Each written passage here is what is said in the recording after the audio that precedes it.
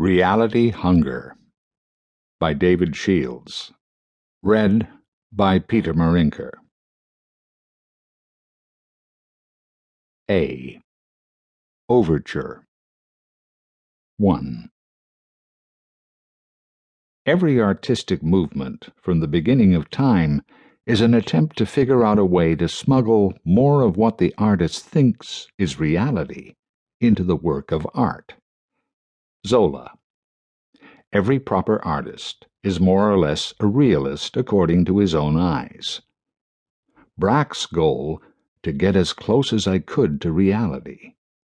E.g., Chekhov's Diaries, E.M. Forster's Commonplace book, Fitzgerald's The Crack-Up, much his best book, Cheever's posthumously published journals, same, Edward Hoagland's journals, Alan Bennett's Writing Home. So, too, every artistic movement or moment needs a credo. Horace's Ars Poetica, Sir Philip Sidney's Defense of Poesy, André Breton's Surrealist Manifesto, Dogme 95's Vow of Chastity.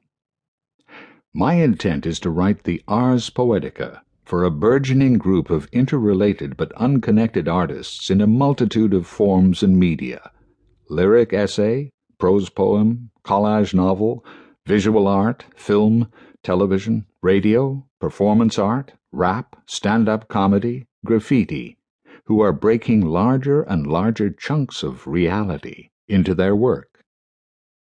Reality, as Nabokov never got tired of reminding us, is the one word that is meaningless without quotation marks.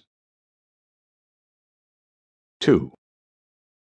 Jeff Krause's plug-in Delete City, the quasi-home movie Open Water, Borat, Cultural Learnings of America for Make-Benefit Glorious Nation of Kazakhstan, Joe Frank's radio show In the Dark, the depilation scene in The 40-Year-Old Virgin, Lynn Shelton's unscripted film Hump Day. All the writing takes place in the editing room. Nicholas Barker's real-life feature Unmade Beds, in which actors speak from a script based on interviews they conducted with Barker. The structure is that of a documentary, but a small percentage of the material is made up. Todd Haynes's Superstar, a biopic of Karen Carpenter that uses Barbie dolls as the principal actors. Curb Your Enthusiasm, which, characteristic of this genre, this un-genre, this anti-genre, relies on viewer awareness of the creator's self-conscious, wobbly manipulation of the gap between person and persona. The M&M Show, in which Marshall Mathers struggles to metabolize his fame and work through family of origin issues, life and/or art. The Museum of Fictional Jurassic Technology, which actually exists in Culver City.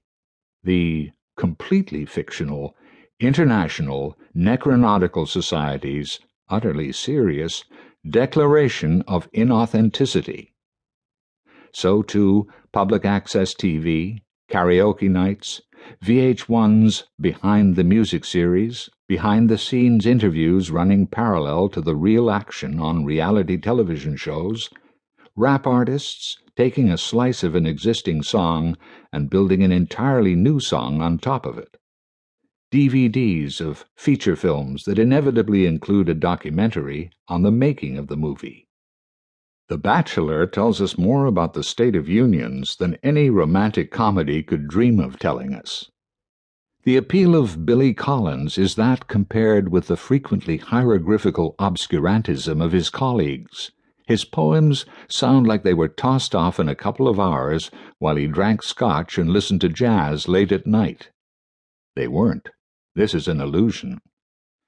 A heartbreaking work of staggering genius was full of the same self-conscious apparatus that had bored everyone silly until it got tethered to what felt like someone's real life, even if the author constantly reminded us how fictionalized that life was.